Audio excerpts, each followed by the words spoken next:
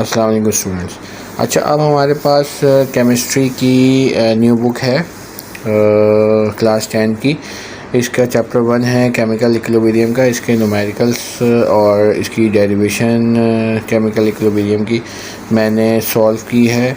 Video को पूरा देखें ताकि आपको फ़ायदा हो सके। Thank you so much. Chapter 1 जो है हमारा कौन सा है? केमिकल इक्विलिब्रियम का चैप्टर है, ठीक है।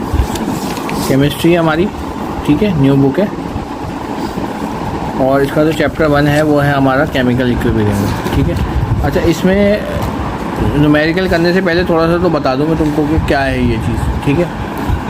तो बेसिकली इसके अब ये नया चैप्टर तुम्हारा केमिकल इक्विलिब्रियम का चैप्टर है।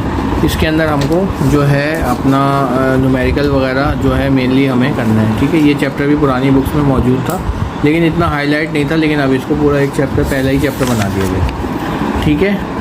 तो इसके चैप्टर के अंदर जो चीज़ तुम्हें पहले पता होना चाहिए वो है ये इक्वेशन। इस तरीके से अगर आ जाए तो ये पता होना चाहिए, ये तुम्हें पता नहीं, ये रिएक्टेंट होता है और ये प्रोडक्ट होता है। ये रिएक्ट कर रहा है और ये प्रोडक्ट है इसका, ठीक है। ये रिएक्टेंट और प्रोडक्ट कहलाता है, ठीक है। अच्छा, अब इसके अंदर रिएक्टेंट और प्रोडक्ट ही मैंने तुम्हें क्यों बताया, क्योंकि हमारे पास एक फार्मूला होता है जिसके थ्रू हमको न्यूमेरिकल्स को हल करना होता है, इक्वेशन भी दिया जाता है, ठीक है। अच्छा, उससे पहले हमारे पास ये लॉ ऑफ मास एक्शन जो है ना, ये मोस्ट इम्पॉर्टेंट है, एग्ज़ाम में आएगा ये पेपर में, ठीक है। तो इसकी आप अच्छी तरीके से करें। इसकी डेरिवेशन और जो कांस्टेंट है ना वो दोनों आपको लाजमी करना है, ठीक है। तो ये बुक के साथ साथ हमारे पास ये दिया हुआ है, ठीक है। तो ये जो है ना हमको लाजमी आना चाहिए, ठीक है। तो हम पहले इसी से शुरू कर लेते हैं। अब हमारे पास जो मेन फार्मूला है ना इसका, वो है इक्विलिब्रियम कांस्टेंट का, ठीक है। इक्विलिब्रियम कांस्टेंट आपको पता होना चाहिए। इक्विलिब्रियम कांस्टेंट क्या होता है? इक्विलिब्रियम कांस्टेंट का फार्मूला क्या होता है हमारे पास? इक्विलिब्रियम कांस्टेंट जो है उसको हम कहते हैं Kc, ठीक है। उसका फार्मूला क्या होता है हमारे पास? Product upon reactant. अब इससे पहले जो मैंने आपको बता दिया कि प्रोडक्ट ऑफ रिएक्टेंट क्या होता है वो आपको पीछे पता चल गया, ठीक है। अच्छा, और ये जो निशान है ना, ये कॉन्सेंट्रेशन के निशान होते हैं इसके, ठीक है। कॉन्सेंट्रेशन ऑफ प्रोडक्ट और कॉन्सेंट्रेशन ऑफ रिएक्टेंट, ठीक है। अच्छा, अब हमारे पास फर्स्ट कर लो कि कोई इक्वेशन तुम्हारे पास दी गई है कि तुम्हारे पास इक्वेशन है 2SO2, ठीक है, रिएक्ट कर रहा है ऑक्सीजन के साथ। तो क्या बन रहा है हमारे पास? ये ऐसे करके एरो का मतलब होता है रिवर्सेबल रिएक्शन है। रिवर्सेबल रिएक्शन से क्या मुराद है हमारे पास? SO3 बन रहा है, ठीक है। रिवर्सेबल रिएक्शन से क्या मुराद है हमारे पास? कि यानी कि अगर तुम यहाँ से रिएक्शन करोगी तो ये वापस ऐसे बन जाए, और अगर यहाँ से करोगी तो वापस, यानी कि रिवर्स रिएक्शन मौजूद है, ठीक है। अगर मैं इस इक्वेशन को कहूँ कि तुम इस अबव जो इक्विलिब्रियम कांस्टेंट है इसके अंदर तुम लिख के दिखा दो तो कैसे लिखोगी, ठीक है। तो इसको लिखने का तरीका क्या है कि Kc हमारा रिएक्टेंट कौन सा है तुम्हें पता है, ये रिएक्टेंट है और ये प्रोडक्ट है, ठीक है। तो रिएक्टेंट अपॉन हमारे पास जो प्रोडक्ट अपॉन रिएक्टेंट हमारे पास इसका फार्मूला है, ठीक है। तो रिएक्टेंट हमारे पास ये है, प्रोडक्ट ये है। तो प्रोडक्ट हमारे पास क्या आ रहा है? SO3 आ रहा है, ठीक है। और जो बैलेंसिंग इक्वेशन होती है इसके साथ वो उसकी कॉन्सेंट्रेशन आ जाती है। तो हम इसको लिखेंगे कैसे? SO3 की ऊपर 2 आ जाएगी पावर, ठीक है, कॉन्सेंट्रेशन ऑफ 2। और इसी तरीके से नीचे आप कैसे लिखोगी कि SO2 और ये आ गया 2, ठीक है। और इसके ऊपर कोई नहीं है तो इसको आप ऐसी कॉन्सेंट्रेशन के साथ लिखो, ठीक है। समझ में आ गया? न्यूमेरिकल गिवन है, हम पहले जो बुक के न्यूमेरिकल हैं उसको सारे पढ़ेंगे और वो सारे करेंगे, उसके बाद फिर आगे की तरफ चलेंगे। देखो, अब इसमें जो पहला न्यूमेरिकल है ना, ठीक है, वो यानी कि बहुत ही आसान है क्योंकि सॉल्व न्यूमेरिकल है तो ये इसी वजह से हमको और आसान भी लग रहा है। लेकिन ये कि इसमें हर चीज़ गिवन है, क्योंकि देखो पहली दफ़ा तुम लोग पढ़ रहे हो, बुक भी चेंज हुई है तो थोड़ा सा हल्का ही इन्होंने हाथ रखा हुआ है। तो आपके पास जो न्यूमेरिकल 1 है, ठीक है, उसमें हमारे पास क्या दिया हुआ है कि equilibrium occurs when nitrogen monoxide gas react with oxygen gas to form a nitrogen dioxide, ठीक है। उन्होंने इक्वेशन भी दे दी। अब ये फर्स्ट ईयर के अंदर भी, फर्स्ट ईयर में बेसिकली इक्विलिब्रियम का चैप्टर होता था, तो उसके अंदर जो था ना, हमें इक्वेशन भी खुद बनानी पड़ती थी। यहाँ तो इक्वेशन आपको दे दी गई है, तो इक्वेशन आपके पास आराम से दी गई है कि इक्वेशन कह रहे हैं कि हमारे पास जो है ये है नाइट्रोजन मोनोऑक्साइड NO। अच्छा, NO खाली लिखा हुआ है, NO2 नहीं लिखा हुआ, नाइट्रोजन डाइऑक्साइड नहीं है, NO लिखा हुआ है, तो इसको हमें बैलेंस भी करके दिया हुआ है, इन्होंने 2 दिया हुआ है, ठीक है। तो तुम्हें अब ये जैसे ही तुम्हारे दिमाग में आया होगा कि ये क्या चीज़ दी हुई है, ये है रिएक्टेंट, और ये क्या चीज़ दी हुई है, ये क्या है प्रोडक्ट, ये क्या चीज़ दी हुई है रिएक्टेंट और प्रोडक्ट, और केसी का फार्मूला क्या होता है, प्रोडक्ट अपॉन लिखते हैं, ठीक है, यही होता है ना रिएक्टेंट, अपना हमारे पास प्रोडक्ट अपॉन रिएक्टेंट, ठीक है। और जो हमारी बैलेंसिंग में आ रही होती है वो उसका क्या हो जाता है, पावर बन जाती है, ठीक है, यानी कि कॉन्सेंट्रेशन पे आ जाता है। अब देखो सवाल कैसे हल करने वाला, ये बहुत ही इंपॉर्टेंट सवाल है, और इसी टाइप के सवाल जो है ना एग्ज़ाम में आएंगे, क्योंकि ये सवाल सॉल्यूशंस के साथ है, तो हमें जो है इसी तरीके से फॉलो करते चले जाना है किताब को, और ताकि हमारा काम जो है वो आसानी से हो जाए, सही है। अब ये सवाल हमारे पास न्यूमेरिकल 1 है, ठीक है, ये हम कर रहे हैं।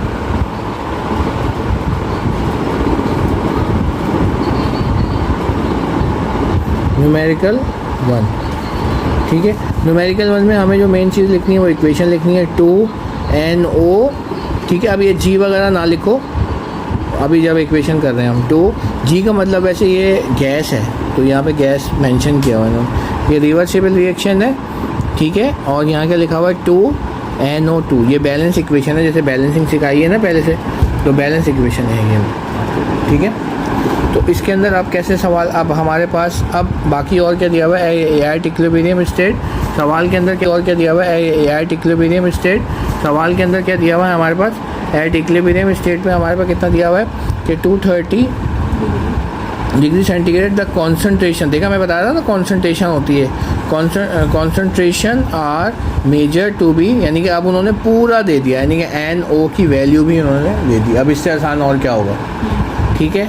पहले वैल्यू आपको खुद निकालनी पड़ती थी, NO की वैल्यू भी दे दी विद यूनिट, O2 की वैल्यू भी दे दी विद यूनिट, NO2 की वैल्यू भी दे दी with unit. Calculate the equilibrium constant of temperature, तो देखो हर चीज़ आपको गिवन है, तो आप डेटा जल्दी से बना लेना, ठीक है। डेटा बनाने की ज़रूरत नहीं, डायरेक्ट सोल्यूशन पे चले जाते हैं हम लोग, ठीक है। यानी कि डेटा अगर आपके पास यहाँ पे गिवन लिखा हुआ है तो गिवन और डेटा आर द सेम, तो हमारे पास गिवन क्या चीज़ होती है, तो गिवन हमारे पास यहाँ दी हुई है कॉन्सेंट्रेशन ऑफ NO कितनी दी हुई है हमारे पास, बताओ 0.0542 मोल पर DM, ठीक है।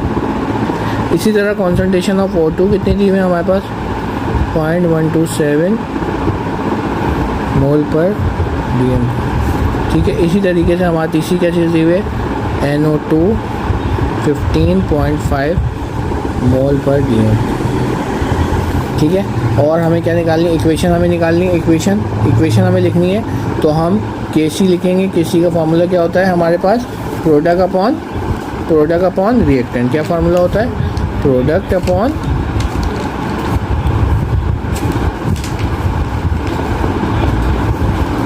अब तुम्हें पता है कि प्रोडक्ट क्या है और रिएक्टेंट क्या है, लेकिन अभी हम इसको किस शक्ल में लिखना है, तुम्हें किस शक्ल में लिखना है इसको, इक्विलिब्रियम कांस्टेंट की शक्ल में लिखना है आपको, ठीक है। तो ये पहला क्या NO2 है, इसकी जो कॉन्सेंट्रेशन है वो 2 है, बैलेंसिंग में 2 था ना, देखो यहाँ पे 2 था, यहाँ पे 2 था, तो ये इस पे आ जाएगा, ठीक है। और नीचे क्या आ जाएगा आपके पास, रिएक्टेंट में NO, ये 2 आ गया, और O के साथ कोई चीज़ नहीं थी, वो ऐसे, सही है। इसके बाद हमारे पास KC, जो वैल्यूज़ आपको गिवन है वो आप पुट कर दें, ठीक है। क्या वैल्यू गिवन है पहले की 15.5 मोल DM-3 का स्क्वायर 0.0542 मोल है, क्या है 2 पॉइंट क्या है 2.937 एक्सपोनेंट -3 मल्टीप्लाई बाय 0.127। ठीक है, आंसर कितना आ गया हमारे पास। अब कॉन्सनट्रेशन हटा सकते हैं हम 240.25, ठीक है, अपॉन 3.7999 मल्टीप्लाई बाय 10⁻⁻4। ठीक है, यही वैल्यू आई हमारे पास। और यूनिट भी साथ साथ चला रहे हैं हम लोग। ठीक है, तो ये हमारे पास यूनिट आ गया। सही है, और यहाँ पे हमारे पास बेसिस सेम थी तो पावर ऐड हो जाएंगी यूनिट की। तो यहाँ पे हमारे पास यूनिट क्या आ जाएगा, हमारे पास मोल का यूनिट क्या आ जाएगा। ठीक है, मोल का यूनिट आ जाएगा हमारे पास, और हम यहाँ से यहाँ पे -9 हो जाएगा, ये मोल, और dm -9 हो जाएगा। ठीक है, dm -9 हो जाएगा। ठीक है, ठीक है, और मोल का यूनिट क्या हो जाएगा -3, बेसिस सेम में पावर ऐड हो जाएंगे। ठीक है, और जब इसको हम डिवाइड कर देंगे 240 को हम उससे डिवाइड कर देंगे तो हमारा आंसर क्या आ जाएगा। जब हम 240 को डिवाइड कर देंगे तो हमारा आंसर आ जाएगा 6.44 इंटू 10⁵ मोल -1 dm³। ये है हमारा केसी निकालना। देखो सिर्फ और सिर्फ मुश्किल थोड़ी सी कैलकुलेशन है, बाकी बहुत ही आसान सा है। कॉन्सेंट्रेशन का मतलब तुम्हें पता है कि वो स्क्वायर हो जाएगी टर्म, यूनिट लेके साथ साथ चलना है। ये यूनिट जो है वो मल्टीप्लाई होते हैं, ये तुम्हें पता है। ये यूनिट इसकी पावर हो जाती है। इसको इससे मल्टीप्लाई करना है पहले, जो आंसर आएगा, फिर उसको इससे डिवाइड करेंगे तो हमारे पास पहले हम इसकी कॉन्सेंट्रेशन निकाल लेंगे, स्क्वायर ले लेंगे, फिर इसको मल्टीप्लाई करेंगे तो यहाँ जो आंसर आएगा उसको डिवाइड करेंगे तो हमारे पास आंसर। यूनिट भी देखो, यहाँ से ये 3 है, ये ऊपर चले, यहाँ पे 2 है, तो हमारे पास यूनिट जो है वो 1 कम हो जाएगा, और यहाँ पे 6 है और यहाँ पे 9 है, तो ऊपर जाएगा तो माइनस प्लस हो जाएगा, तो हमारे माइनस का 3 बच जाएगा यूनिट, प्लस का 3 बच जाएगा। ठीक है, ये है तरीके का। इसके बाद हमारे पास केसी, जो वैल्यूज़ आपको गिवन है वो आप पुट कर दें। ठीक है, क्या वैल्यू गिवन है पहले की 15.5 मोल dm-3 का स्क्वायर 0.0542 मोल dm-3 का स्क्वायर, और हमारे पास 0.127 मोल dm-3। ठीक है, आपने सारी वैल्यूज़ आपने पुट कर दिया। सही है, अब इसको सॉल्व करने का तरीका क्या है। अब हम क्या करेंगे, 15.5 को ये स्क्वायर लिखा हुआ है, स्क्वायर का मतलब है हम 15.5 को 2 दफ़ा मल्टीप्लाई करेंगे। तो जब मल्टीप्लाई हम करेंगे कैलकुलेटर से तो हमारा आंसर कितना आएगा 240.25। इसी तरीके से हमारा जो था वो यूनिट भी चेंज हो जाएगा। ठीक है, मोल dm ये मल्टीप्लाई हो जाएगा। तो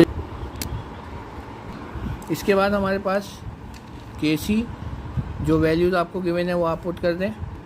ठीक है, क्या वैल्यू गिवन है पहले की 15.5 मोल dm-3 का स्क्वायर 0.0542 मोल dm-3 का स्क्वायर, और हमारे पास 0.127 मोल dm-3। ठीक है, आपने सारी वैल्यूज़ आपने पुट कर दिया। सही है, अब इसको सॉल्व करने का तरीका क्या है। अब हम क्या करेंगे, 15.5 को ये स्क्वायर लिखा हुआ है, स्क्वायर का मतलब है हम 15.5 को 2 दफ़ा मल्टीप्लाई करेंगे। तो जब मल्टीप्लाई हम करेंगे कैलकुलेटर से तो हमारा आंसर कितना आएगा 240.25। इसी तरीके से हमारा जो था वो यूनिट भी चेंज हो जाएगा। ठीक है, मोल dm ये मल्टीप्लाई हो जाएगा तो ये हो जाएगी -6 पावर हो जाएगी इसकी, और अपॉन, ठीक है, और ये मोल भी स्क्वायर हो जाएगा। ठीक है, और फिर उसके बाद आप ये 0.054 को स्क्वायर करेंगे, 2 दफ़ा मल्टीप्लाई करेंगे तो हमारा आंसर आ जाएगा 2.937 मल्टीप्लाई बाय 10⁻³ ठीक है, मोल स्क्वायर हो जाएगा और DM -6 हो जाएगा। इसी तरीके से 0.12 को स्क्वायर करेंगे तो हमारे पास क्या आ जाएगा आंसर में 0.127 मोल DM। नहीं, इसको स्क्वायर नहीं करेंगे, इसमें कुछ भी नहीं लगा हुआ, इसको ऐसे ही उतार लेंगे, ये एज इट इज हो जाएगा क्योंकि इसमें कुछ भी नहीं है ना, स्क्वायर नहीं है, स्क्वायर इन दोनों पे था। ठीक है, हाँ हाँ एज इट इज उतार लेंगे। देखो स्क्वायर नहीं है इसमें स्क्वायर नहीं है, इसमें स्क्वायर लगा हुआ है तो इसमें स्क्वायर लगा हुआ है तो स्क्वायर किया आपने 240 हो गया, नीचे वाले में स्क्वायर लगा हुआ है तो स्क्वायर कर दिया आपने, और यहाँ पे आपके पास इसमें स्क्वायर नहीं था आपने स्क्वायर कर दिया। ठीक है, सवाल यहाँ तक पहुँच गया। अब हमें क्या करना है कि इस वाली टर्म को इससे मल्टीप्लाई करना है और फिर जो आंसर आएगा उसको हम डिवाइड कर लेंगे। ठीक है, तो पहले हम कर लेते हैं मल्टीप्लाई कर लेते हैं। क्या है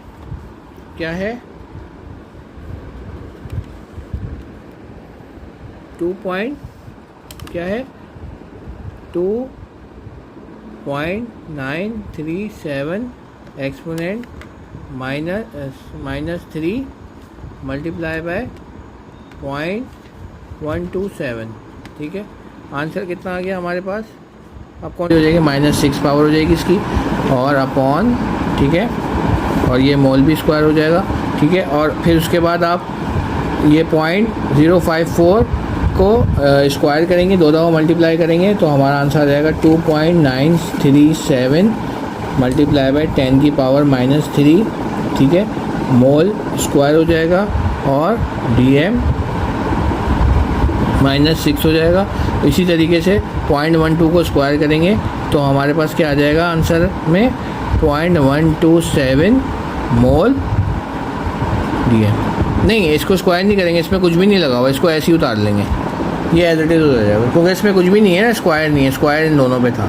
ठीक है, हाँ एज इट इज उतार लेंगे।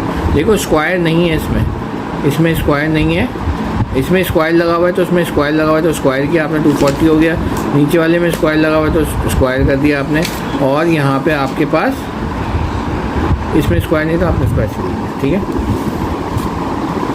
सवाल यहाँ तक पहुँच गया। अब हमें क्या करना है कि इस वाली टर्म को इससे मल्टीप्लाई करना है और फिर जो आंसर आएगा उसको हम डिवाइड कर लेंगे। ठीक है, तो पहले हम कर लेते हैं मल्टीप्लाई कर लेते हैं। क्या है 2.937 एक्सपोनेंट -3 मल्टीप्लाई बाय 0.127। ठीक है, आंसर कितना आ गया हमारे पास? अब कौन